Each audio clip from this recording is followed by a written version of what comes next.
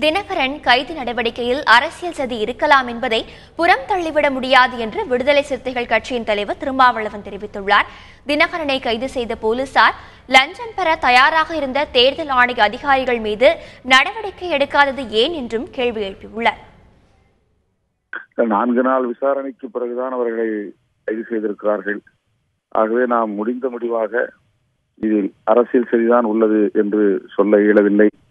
ஆனால் தமிழக அரசியலில் நிகழ்ந்து கொண்டிருக்கிற ஒவ்வொரு நாளும் நிகழ்ந்து கொண்டிருக்கிற மாற்றங்கள், ஆளுங்கட்சிக்கு இடையிலே நிகழ்கிற சில மாற்றங்கள் இதையெல்லாம் உன்னிப்பாக நாம் கவனிக்கிற போது இதன் பின்னணியில் சதி இருக்கலாம் என்று எண்ண தோன்றுகிறது. தினகரன் தரப்பிலே குற்றம் இழைக்க முயற்சித்தார்கள் என்பதற்கு சில ஆதாரங்களை திரட்டியிருக்கிற காவல்துறை அவர்கள் தருவதாக ஒப்புக்கொண்ட அந்த தொகையை தேர்தல் ஆணையத்திலும் யாரிடத்திலும் ஒப்படைக்க தரகர் ஒப்புக்கொண்டார்.